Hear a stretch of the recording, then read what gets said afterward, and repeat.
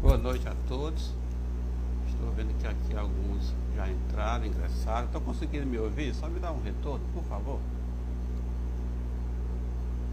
Yara, boa noite.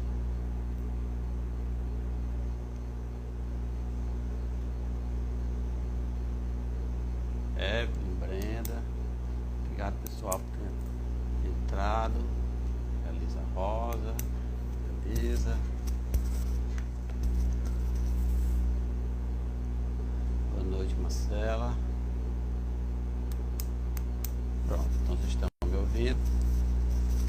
Nós vamos começando, certo? Vamos dar início à nossa conversa, até para mantermos a nossa agenda, manter o horário. Boa noite, a Verte, Educacional, Sra. Rose, alguns alunos, colegas de trabalho, enfim. Obrigado pela participação de vocês. Então, como são exatamente 8 horas e 1 minuto, nós vamos dar início à nossa conversa, que na verdade é mais uma... É isso que a gente pretende fazer nessa noite de hoje. Então, inicialmente eu agradeço a todos, oficialmente, vamos dizer assim. Obrigado por terem acessado a nossa live. E embora a maioria aqui já me conhece, mas oficialmente também eu vou me apresentar. Okay? Eu sou o professor Luciano Lopes, sou farmacêutico, formado aqui mesmo pela Universidade Federal do Piauí. E com algum tempo já de experiência na área docente, e nesse meu tempo, dentro desse tempo e dessa minha caminhada, digamos assim, eu sempre me dediquei à parte da neurofarmacologia, neuropsicofarmacologia. Cortando, Baiana está cortando, para os demais, vamos estar. Às vezes é a transmissão.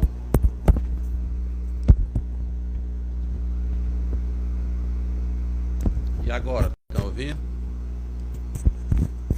Parou? Será que se eu tirar o fone melhora? É uma tentativa, né? Peraí. E agora, melhorou? Áudio ruim. Vou tirar o áudio.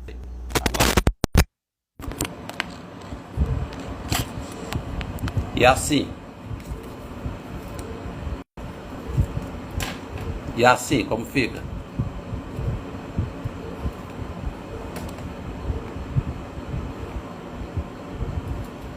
Melhorou então, né? Então vamos deixar sem áudio, que eu acho que também é possível. Eu vou só aumentar um pouquinho o volume para que a gente possa começar. Então, como eu estava... Já tirei isso, Yane. Como eu estava falando, eu sou farmacêutico, pós-graduação na área de farmacologia, e eu sempre me dediquei ao componente neuropsicofarmacológico. E dentro desse contexto, eu escolhi falar um pouco, ou iniciar um novo projeto, onde eu escolhi falar sobre esse tema: os desafios do tratamento das doenças da mente à luz da psicofarmacologia. Esse tema, ele foi escolhido, digamos assim, por algumas razões bem específicas. Primeiro porque essa semana, dia 10 de outubro, foi comemorado o Dia Mundial da Saúde Mental, uma data muito importante. Okay? Outro interessante é que quando se fala de saúde mental, normalmente os pesquisadores da área, os farmacologistas, eles não se manifestam tanto. Então isso também motivou, não só pela própria importância do tema, mas essa foi uma das razões. Segunda razão, a minha própria carreira, a minha própria formação relacionada com essa temática, e também porque particularmente eu já tive ou já recebi um diagnóstico de uma transtorno mental, e que isso sempre me motivou a estudar mais, conhecer mais, e dessa forma assim eu estou aqui tentando falar um pouco para vocês, ok? Quando a gente fala de psicofarmacologia, a gente correlaciona diretamente com doenças ou transtornos de saúde mental, que são condições bastante conhecidas pela população e que nos últimos anos ganharam uma repercussão muito boa, ou melhor, desculpa, muito grande. E aí inclui condições como ansiedade, depressão, esquizofrenia, transtorno do espectro autista, entre outras doenças. O que acontece? Quando a gente fala também em doenças da mente e psicofarmacologia, é muito importante que a gente defina a psicofarmacologia. A psicofarmacologia é um ramo, é uma área da farmacologia que diz respeito ao estudo daquelas substâncias que são utilizadas para tratar os transtornos mentais, ou não, para que estudar aquelas substâncias que provocam alterações relacionadas com o nosso comportamento. Então, melhorou? Vamos me informando aí, ok, pessoal? Realmente, às vezes pode acontecer que falhou, mas agora está ok, não é isso? Então, vamos continuar. Então, como eu estava falando para vocês, a psicofarmacologia trata disso, ok? Estudar substâncias que podem atuar ou promover algum tipo de alteração no nosso comportamento. Bem, só que isso, na verdade, é um conceito um pouco simplista. Quando a gente fala de farmacologia, ou psicofarmacologia e doenças mentais, a primeira ideia que se vem é que é uma relação muito lógica. Muito lógica por quê? Porque, na verdade, se o paciente tem um diagnóstico de uma doença mental, é meio lógico se utilizar um determinado medicamento, aonde entra, então, a psicofarmacologia. Só que essa ideia ela é bastante simplista. Simplista por quê? Porque vai bem além disso. A psicofarmacologia, ela não estuda apenas a droga, o medicamento ou a substância em si. Ela estuda também as alterações bioquímicas, as alterações fisiológicas que ocorrem em um determinado transtorno, para que a partir daí eu possa pensar na intervenção com uma determinada substância ou droga ou medicamento. Então essa relação ela é bem mais íntima, ela é bem mais complexa. E eu ainda poderia estender um pouco essa, vamos dizer assim, essa ligação entre a psicofarmacologia e a psiquiatria moderna.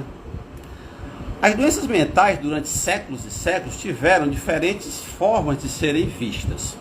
O que acontece? No final da década de 40, a partir de vários e vários estudos, as doenças mentais, as doenças psiquiátricas ou a psiquiatria começou a utilizar de uma maneira mais, digamos assim, científica, determinadas substâncias para o tratamento de condições específicas. O que acontece? A psicofarmacologia, na verdade, ela foi fundamental dentro da própria história do entendimento das doenças mentais ou dos transtornos psiquiátricos. Okay? Então, por isso que eu coloco que essa relação ela é muito íntima entre psicofarmacologia, doença mental, psiquiatria, de uma forma geral, esse universo relacionado com esses pequenos problemas. Porque nós nos preocupamos, nós que eu me refiro estudiosos da área, nós nos preocupamos com o entendimento das alterações que ocorrem naquela doença específica. Tá? Bem, mas eu vou tentar ser um pouco mais claro para vocês. Eu escolhi uma doença para colocar como exemplo disso que eu acabei de colocar, dessa argumentação que eu acabei de colocar entre essa íntima ligação da psicofarmacologia com as doenças da mente, os problemas de saúde mental. E qual doença eu escolhi como modelo dos meus argumentos? Eu escolhi a depressão. Por que eu escolhi a depressão? Porque nos últimos anos a incidência das condições ou da depressão em si, só aumentou. Só para você ter ideia, agora em junho, teve um relatório da OMS sobre as doenças mentais no planeta, tá? E estima-se que cerca de 970 milhões de pessoas no planeta tenham algum tipo de transtorno ou alteração ou doença mental. O que acontece? Desses 970 milhões, observa que é muita gente, cerca de 31% são transtornos de ansiedade e cerca de 28 alguma coisa por cento são transtornos depressivos. O que acontece? No caso do Brasil, se eu comparar com a América Latina, é o país onde tem uma maior incidência de depressão. Em torno de, tem autor que coloca 6%, mas um relatório atual da OMS colocou 10% da população brasileira com o diagnóstico de doença depressiva. Imagina os que não têm esse diagnóstico, ok? Quando eu comparo todas as Américas, o Brasil é o segundo, ele perde para os Estados Unidos. Então é uma condição que aumentou bastante nos últimos anos e que se agravou, infelizmente, com a pandemia. Aproveito também para agradecer a presença do pessoal que está entrando agora, ok? Não lembro o nome de todos, mas agradeço, valeu, obrigadão por ter entrado. Bem, mas só para situar quem entrou nesses últimos momentos, eu estou tentando traçar uma relação íntima entre a psicofarmacologia e as doenças ou transtornos de saúde mental e a psiquiatria moderna, e eu peguei como exemplo a depressão. E é uma coisa interessante, quando a gente volta ao tema desafios de tratar doenças mentais à luz da psicofarmacologia, a gente poderia fazer então a seguinte pergunta: então qual seria ou quais seriam os maiores desafios que ocorrem para esse tratamento, considerando a visão farmacológica? Na verdade, os maiores desafios são relacionados ao entendimento das alterações neurais que ocorrem quando se verifica ou quando desencadeia um transtorno mental. Esse entendimento ele é fundamental para que se possam propor o surgimento de novas drogas ou de drogas que possam atuar especificamente em uma determinada condição. E aí, para que eu possa argumentar um pouco mais sobre isso, existem alguns aspectos históricos que são bem interessantes, inclusive algumas coincidências. O que acontece? Por exemplo, no final da década de 40, se realizou o tratamento, ou se testou o tratamento com uma substância química chamada de iproniazida em pacientes tuberculosos.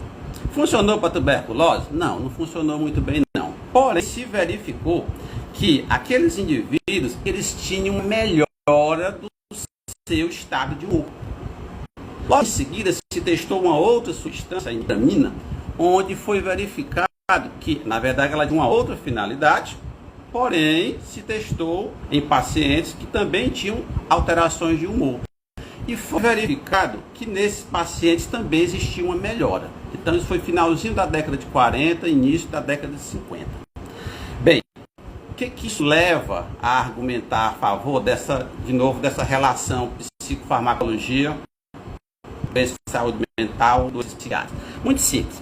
Quando se foi estudar o efeito, como que essas drogas funcionavam, se verificou que elas promoviam, por diferentes mecanismos, tá? As duas substâncias que eu mencionei, um aumento da quantidade de neurotransmissores no nosso sistema nervoso central, no nosso cérebro, vamos dizer assim. Só que veio o seguinte raciocínio: bem, se as drogas promovem o aumento de neurotransmissores e melhorou o estado de humor do paciente, a gente pode concluir que naquela condição de baixa do estado de humor, diagnosticada como depressão, ok? Existia uma baixa desses neurotransmissores e as drogas provocavam um aumento e melhoravam os sintomas. Então esse raciocínio ele surgiu. Ok, o que acontece? Isso foi fundamental para iniciar uma série de estudos a respeito do tema. E logo após alguns anos se criou a primeira teoria que explicava o que acontece no nosso sistema nervoso quando eu tenho um quadro depressivo. Existia uma diminuição de neurotransmissores. noradrenalina, serotonina e dopamina. Ok. Bem, criou-se uma teoria chamada teoria das aminas biogênicas, mas isso gerou um certo, digamos assim, um certo euforia no tratamento de doenças como a depressão. E o que acontece?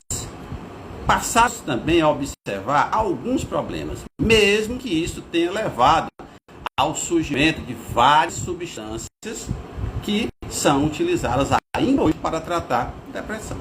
Ok. Bem, quais foram as falhas ou dificuldades que foram observadas? Que pelo menos 30% dos pacientes não respondiam a um tratamento de forma adequada. Então, aquela teoria não explicava todos os problemas, ou não explicava tudo a respeito da depressão. Bem, isso foi, na verdade, um obstáculo e funcionou como uma espécie de estímulo para que novos estudos dessem ou fossem continuados a respeito do tema. Okay? E aí surgem ao longo dos anos novas teorias que explicam a depressão. Isso fez aumentou ainda mais os estudos relacionados com a psicofarmacologia. Lembra que lá atrás que tenho, na verdade, o objetivo de estudar drogas, as alterações neurais que ocorrem quando você tem, no caso, uma determinada doença. Tá falando de novo, cara? Vamos lá, ver se melhora a transmissão. Melhorou?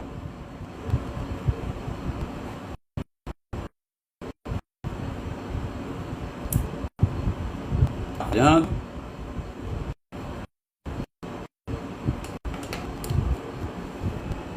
E agora?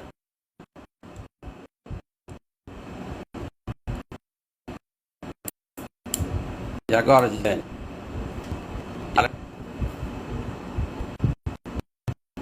Por favor, dê um retorno.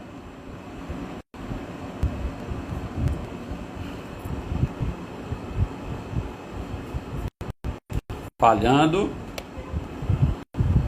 Ai, ai. Continua falhando. Ai.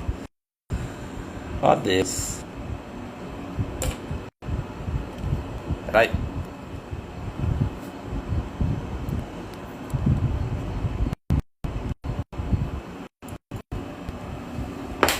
Nesse momento eu estou calado, mas vamos lá. Continua falhando. Yara, Marcela.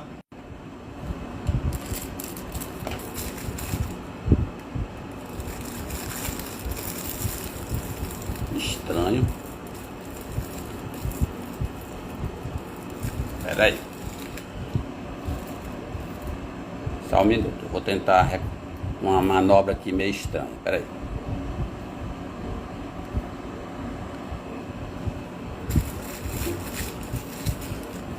Detalhe aqui. Ok agora? Ok, Marcela? Pronto, ok. Vamos lá, vamos continuar. Então, como eu estava falando para vocês, com as primeiras observações, o que aconteceu? Chegou a essa primeira ideia, essa primeira teoria. Então, década de 50, isso foi mais ou menos iniciado de uma forma mais científica, ok? Porém, como eu disse, nem todos os pacientes respondiam, então tinha algo a mais e os estudos continuaram, certo? Os estudos, então, chegaram a várias outras conclusões, ok? E essas conclusões, elas são importantes porque elas mostraram não só o fato que existem diminuição de neurotransmissores, mas não somente deles. Existe, na verdade, diminuição do funcionamento dos sistemas, dessas conexões neurais de neurotransmissores no nosso sistema nervoso central. Beleza. Eu acho realmente que é a conexão que está oscilando. Mas vamos lá. O que acontece? Com o passar do tempo, se chegou a algumas outras explicações bem interessantes.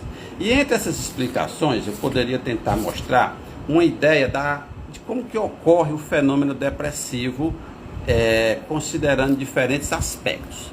Então, olha só, após o nascimento, nós somos submetidos a diversas experiências, ok? E ao longo da vida, essas experiências podem ocorrer de diferentes formas. O que acontece? Se percebeu que existe um fator muito, mas muito importante relacionado com o desenvolvimento de uma doença depressiva. Qual seria esse fator? O estresse. Esse estresse ele pode ser ampliado para você entender diferentes situações, principalmente situações relacionadas a um dano psíquico muito grande, experiências muito agressivas, por exemplo, violência sexual, abuso, abandono, tudo isso pode ser relacionado ou correlacionado com o estresse.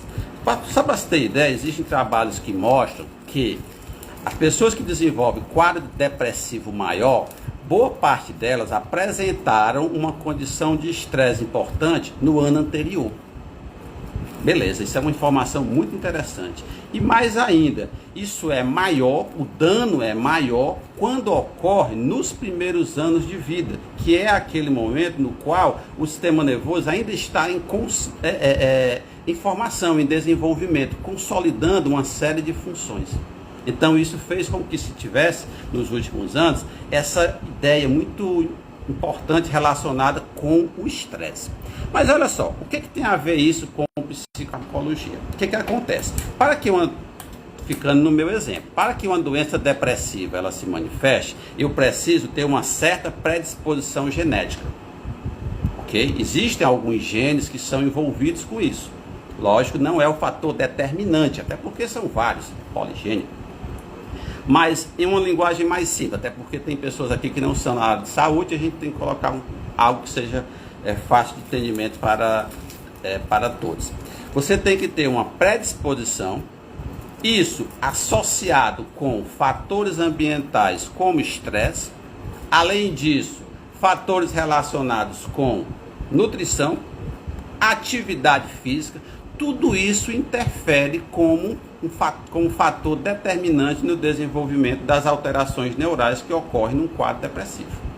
Isso tem algumas implicações bem interessantes. Primeiro, que o tratamento da doença depressão nunca pode ser visto apenas como um único ângulo. Se eu tenho uma condição que é multifatorial, eu tenho que abordar por diferentes ângulos, por diferentes formas e dessa maneira obter diferentes benefícios. Aí é onde entra, primeiro, é uma doença de diagnóstico médico, é uma doença que necessita de um acompanhamento psicológico, um acompanhamento farmacoterapêutico, nutricional, esportivo, ou seja, se é uma condição multifatorial, você precisa de abordagens multifatoriais. Esse é um ponto importante que, com o passar do tempo, as teorias e os estudos comprovaram.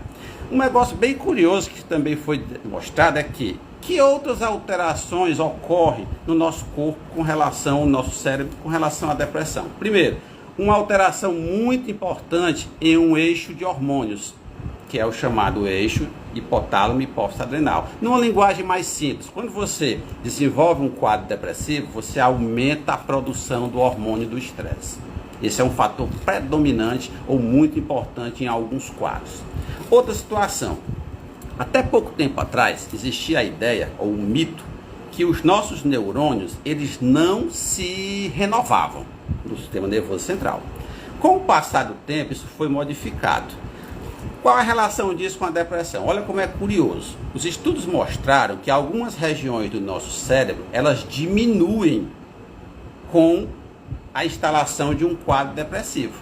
Que regiões são essas? Essa aqui, bem anterior, chamada de córtex pré-frontal, aqui, e aqui, uma região chamada de hipocampo, tá? Então essas regiões, elas meio que atrofiam num quadro depressivo. Não são em todos os pacientes, é evidente. Mas olha como é curioso. Por que essas regiões do cérebro, elas diminuem quando você desenvolve a doença? Diminui a produção e a conexão entre as células. Bem, Isso é um ponto importante. O que isso tem a ver com psicofarmacologia? Se descobriu que isso acontece porque os neurônios eles diminuem as conexões entre si, porque diminui a produção de algumas substâncias. E também se descobriu que as drogas que são utilizadas para tratar a depressão, elas podem aumentar essa conectividade entre as células. Isso é feito a partir da psicofarmacologia também. Se descobriu, olha um ponto bem curioso, que o exercício físico aumenta a formação e a conexão de neurônios dessas regiões. Isso, inclusive, dá um suporte realmente confiável de que a atividade física ela é importante para o paciente que passa por um transtorno depressivo. Ok? Só para você ter ideia, tem um outro estudo que foi feito no Brasil que mostra que os pacientes com depressão eles têm hábitos comuns entre si, muitos hábitos comuns. E sabe qual é um deles? Sedentarismo. Tá? Então isso também digamos assim, isso dá suporte a essa observação. Sabe outra coisa interessante também que foi observado nos estudos? Que quando o paciente ele usa um antidepressivo, o que acontece? Há um aumento da atividade das células no nosso cérebro nessa região do hipocampo. E isso tem a ver o que com o tratamento? Isso aumenta a resposta do paciente a estímulos externos bem conduzidos. Por exemplo, dentro da terapia psicológica ou do psicólogo, tá? Você vê aqui, tem inclusive um psicólogo aqui na plateia. Obrigado pela presença. O que acontece, pessoal? Os estudos mostram que o tratamento farmacológico associado com o tratamento psicológico tem uma somatória de efeitos benéficos. Então isso não é só uma mera observação, isso tem um suporte neurológico ou neuropsiquiátrico em termos de estudos farmacológicos ou da farmacologia, da neuropsicofarmacologia. Boa noite, Clayton. Então, isso mostra não só a importância da psicofarmacologia, mas mostra que os estudos eles servem inclusive para justificar essa abordagem multiprofissional frente a um paciente que necessita de um tratamento em um quadro depressivo. Então isso é importante, isso é muito legal. Poderia também ser colocado o seguinte: bem, então, professor, você falou lá atrás que surgiram as drogas na década de 50, isso foi aumentando, os conhecimentos a respeito da doença foram aumentando, se mostrou que existiam falhas, os estudos continuaram. Surgiram novas drogas a partir daí, novos medicamentos, surgiram. Então a psicofarmacologia ela sempre contribuiu nesse sentido, no sentido de conhecer mais as alterações que ocorrem no cérebro ou no encéfalo, como a gente chama, de um paciente que tem a doença. Nesse caso, exemplo que eu estou colocando, a depressão. Mas isso trouxe o que de novidade prática? Até também aqui para quem não é da área de saúde.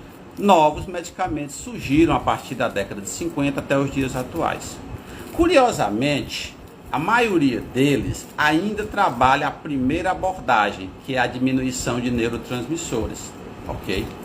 Porém, digamos assim, essa visão mais ampla da condição, ela é muito importante, porque ela permitiu, os conhecimentos trouxeram informações que permitiram o fato de que você tem alternativas que não são medicamentos, que também trazem benefícios ao paciente quando a eles são associados, ok? Então é uma ideia de que a psicofarmacologia, ela trabalha digamos assim, em parceria com outras áreas do conhecimento, que é uma coisa bastante importante. E aí, ao longo das décadas, o que surgiu? Surgiram novos medicamentos que atuam, certo, de uma maneira mais ou menos parecida, mas que pelo menos trouxeram inclusive um perfil melhor de segurança, menos efeitos adversos ou colaterais, como se chama algumas vezes, ok? Mas muitos ainda consideram ou atuam apenas na teoria mais inicial, que é a questão dos neurotransmissores. Tem também, pessoal, o lado ruim, que sempre deve ser lembrado.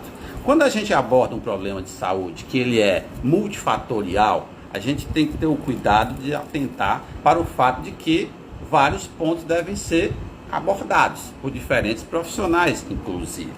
Mas também tem que ter o cuidado de evitar o que a gente chama de medicalização. O que é isso? É transformar um problema em algo que pode ser resolvido ou resolvível facilmente com o uso de medicação. Então isso é um problema muito importante, porque a população muitas vezes entende que se eu tenho uma doença depressiva e se eu já estou utilizando o antidepressivo, eu devo ter um resultado satisfatório. Só que isso não é verdade quando você considera esses outros aspectos que eu coloquei, que a doença depressiva ela é relacionada com fatores ambientais, com experiências prévias, com atividade física, com aspectos nutricionais, e a somatória de tudo isso é que leva ao desencadear dessas alterações neuropsiquiátricas, ok? Então isso é muito importante. Obrigado, professor Kelso, obrigado pela presença. Bem, eu poderia inclusive dar alguns exemplos práticos do que esses estudos ao longo das décadas trouxeram. Também se observou que em determinadas regiões cerebrais há um aumento de algumas substâncias que nós chamamos de inflamatórias. E isso trouxe a abordagem do uso, ou pelo menos a possibilidade do uso de substâncias que possam diminuir essa inflamação no nosso encéfalo. Como assim inflamação? É o que se chama tecnicamente de neuroinflamação. É diferente daquela que a gente vê em outras partes do nosso organismo. Não existe ainda nenhuma droga no momento que tenha essa abordagem. Porém, é uma perspectiva. Tá, professor, então isso não trouxe nada real, nada novo, nada prático? Trouxe sim. Vou dar um exemplo bem mais objetivo. Olha só. Alguns anos atrás, se observou que os pacientes que utilizavam uma droga, um anestésico geral chamado de cetamina, eles melhoravam de depressão. E tinha um detalhe bem interessante, pessoal. Eles melhoravam com até 72 horas. Bem, os medicamentos antidepressivos convencionais, eles vão levar de 3 a 4 semanas, tá? De 3 a 4 semanas, ok, Yara, obrigado pela dica. Eles vão levar de 3 a 4 semanas para fazer efeito. E de repente se descobre uma substância que melhora em 72 horas. Isso é muito interessante, ok? Ficarei. Bem, mas essa substância que melhora em até 72 horas, ela tem algumas desvantagens. Ela só pode ser utilizada por via intravenosa, no meio hospitalar, porque provoca problemas ou riscos maiores.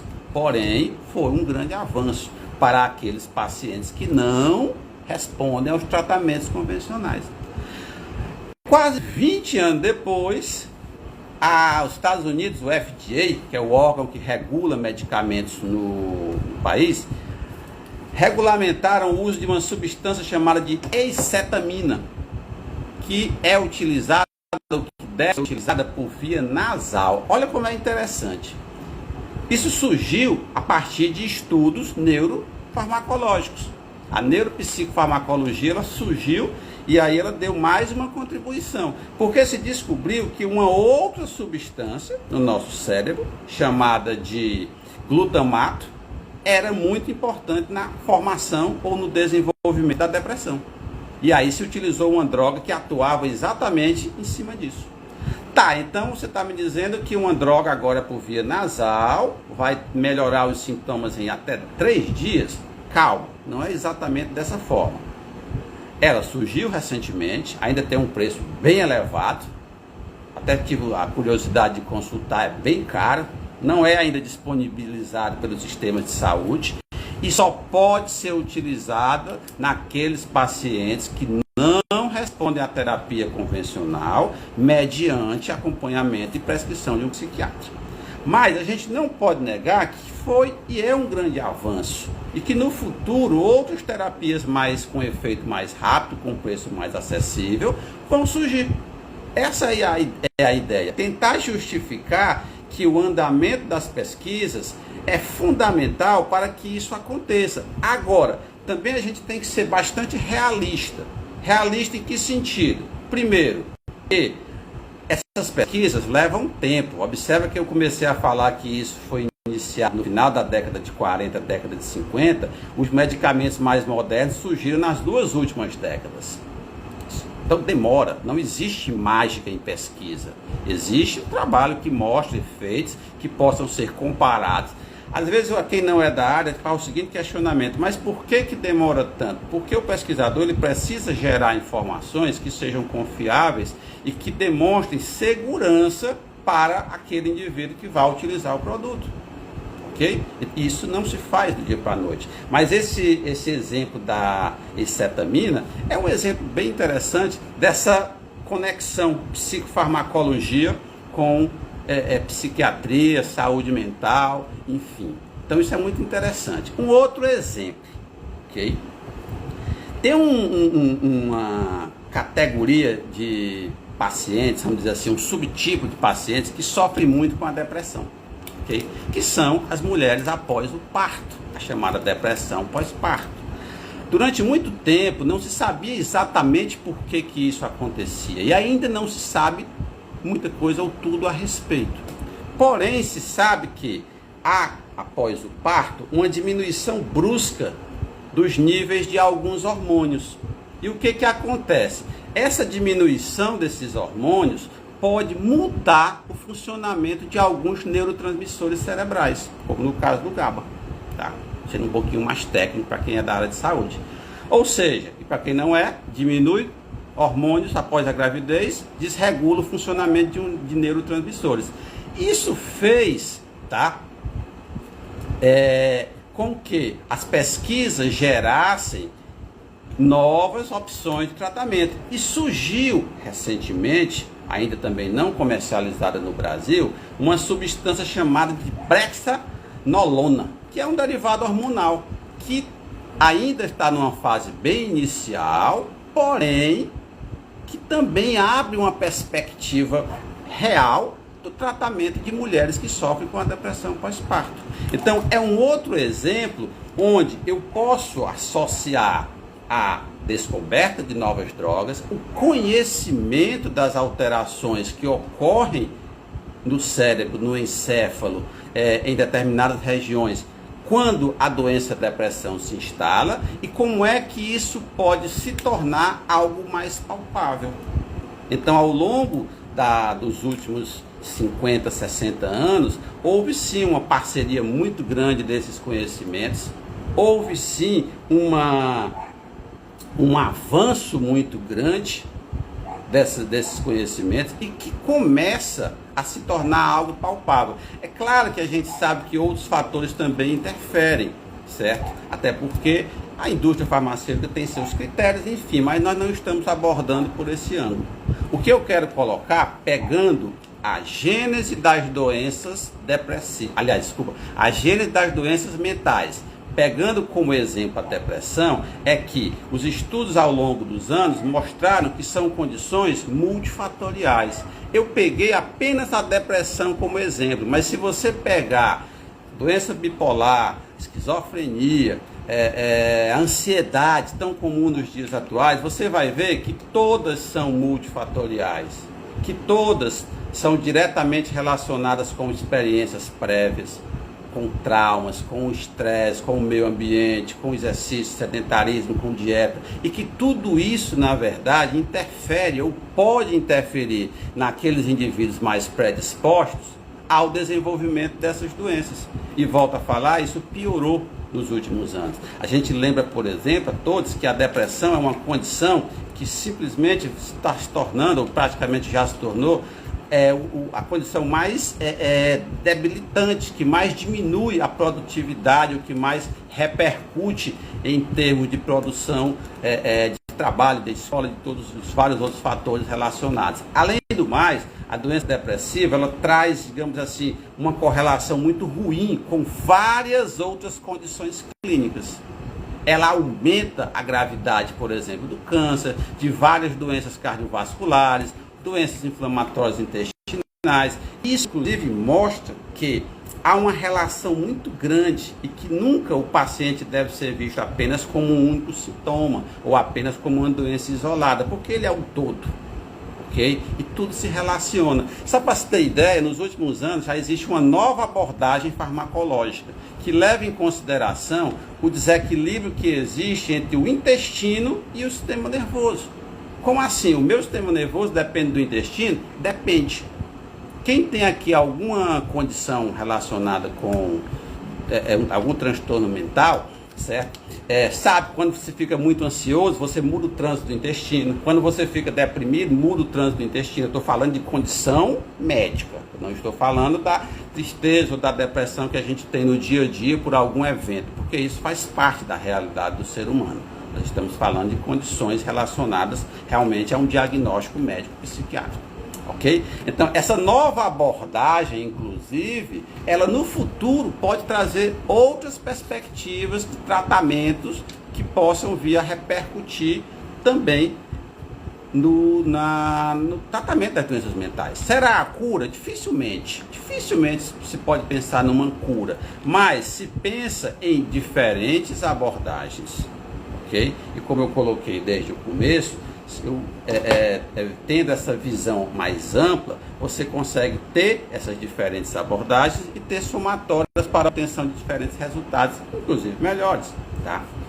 Dessa forma, a gente volta à temática da nossa live, ok? Quais são os desafios do tratamento das doenças mentais? Essa visão da psicofarmacologia. Os desafios continuam no entendimento das alterações que ocorrem no nosso cérebro.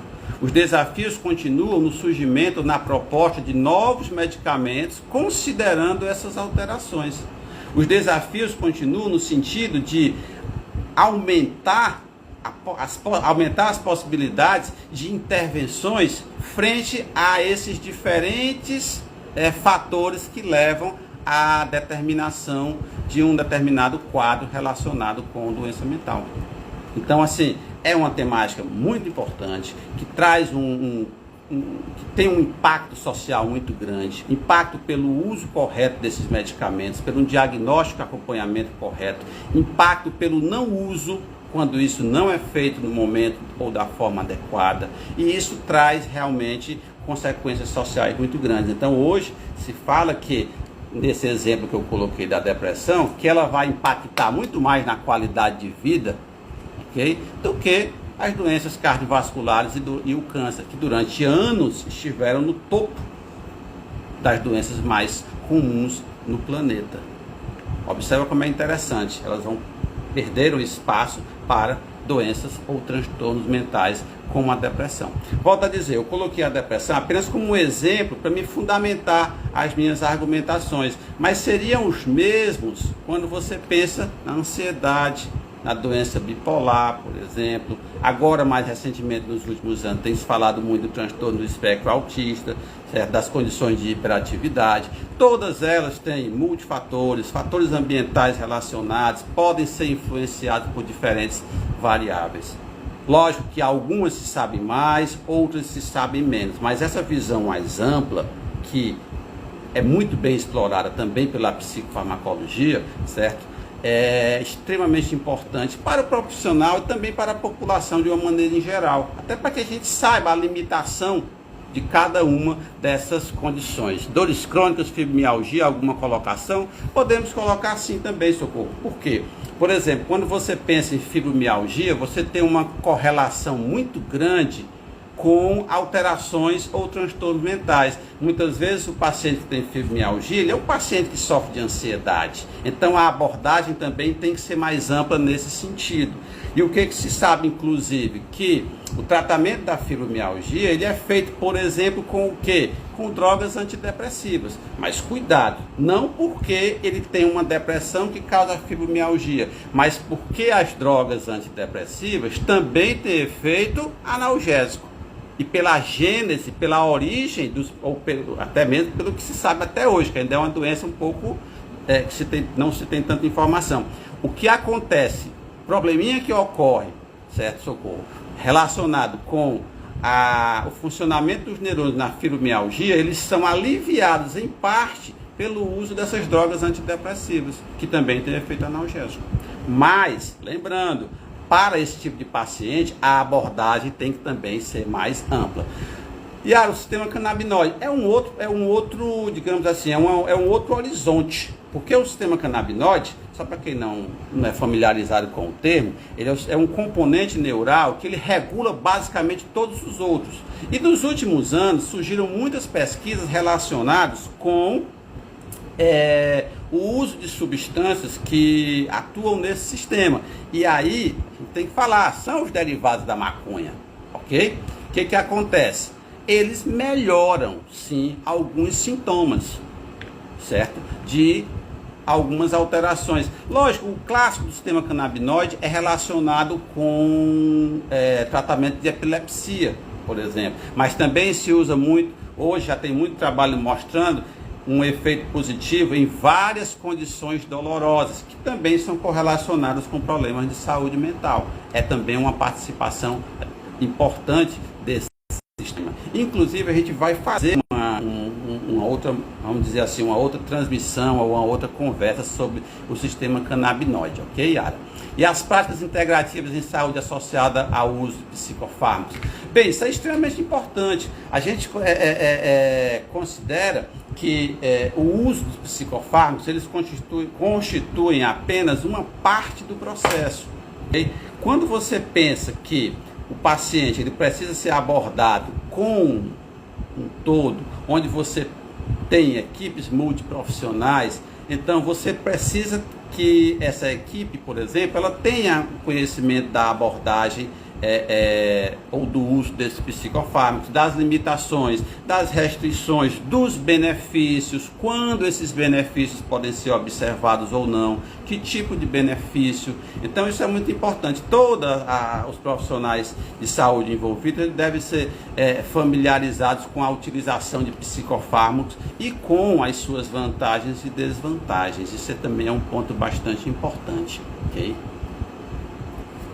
Mais alguma colocação, pessoal? Mais alguma pergunta? Florais têm o mesmo efeito? Yara, floral, ele é uma terapia alternativa, certo? Quando a gente fala alternativa, ele não segue os princípios de avaliação farmacológica. Então, assim, se eu for te falar que farmacologicamente floral tem efeito, eu não vou estar sendo coerente com os princípios que a farmacologia utiliza para avaliação. Ok? Da mesma forma, a homeopatia. Como são mecanismos diferentes, do ponto de vista farmacológico, eu não vou ter digamos assim, uma opinião nesse sentido, certo? Porque seguem princípios diferentes. Eu não estou colocando que é ruim ou bom, não é isso. Eu estou apenas colocando que não segue os princípios farmacológicos. Quais são os princípios farmacológicos? Receptor, mecanismo de transdução, variação de formação de neurotransmissores. Isso é o que a gente considera dentro da farmacologia. Eu já trabalhei, inclusive, com florais, eu já trabalhei, inclusive, com algumas terapias alternativas. E tinham, sim, alguns resultados bastante curiosos. Tá? Mas volto a te dizer, não segue a abordagem farmacológica, assim como também a homeopatia, ok? Aí seria mais interessante que um especialista na área, que conhece os fundamentos, ele poderia talvez explicar isso melhor, ok, Yara? Certo? Óleos essenciais da mesma forma, óleos essenciais já é mais farmacológico. Porque quando você fala de óleo essencial, você tem substâncias químicas e muitos componentes de óleos essenciais, terpenos, vários grupos, já foi demonstrado que pode sim modificar funções neurais. Agora, claro, você tem que pensar, então eu vou usar um óleo essencial, tá lá no rótulo dizendo que serve para isso ou para aquilo. Calma, a gente tem que abordar sempre com mais cuidado, porque depende da forma que é utilizado, depende da maneira como isso é feito. Porém, tem se mostrado que isso traz sim alguns benefícios quando utilizado de forma correta. E aqui mesmo no Piauí existem vários pesquisadores que trabalham com componentes de óleos essenciais, não só para alterações neurais, mas também para várias outras situações, e os resultados são bastante promissores, ok? Então, pessoal, era isso que eu gostaria de falar para vocês. Também para a gente não se alongar bastante, já que é uma live, A ideia é apenas apresentar um conteúdo, então eu agradeço muito a presença de vocês. Peço que sigam lá o meu canal. A partir de agora eu vou colocar algumas informações relacionadas a essa temática, psicofarmacologia, o tratamento das doenças mentais. E aí, dessa forma, vão lá, sigam, divulguem. E mais uma vez eu agradeço a todos vocês, ok? Fico muito contente pela oportunidade. Então, pessoal, grande abraço e valeu, boa noite. Obrigadão, pessoal, obrigado, Camila, obrigado, Franklin, a todos os presentes. Lícia, ok, brigadão. Meu canal aqui mesmo no Instagram, Luciano Farmaco, certo? Segue lá, divulga, Yara, brigadão, Luciano Farmaco, estamos aí. Tchau, tchau, pessoal, grande abraço.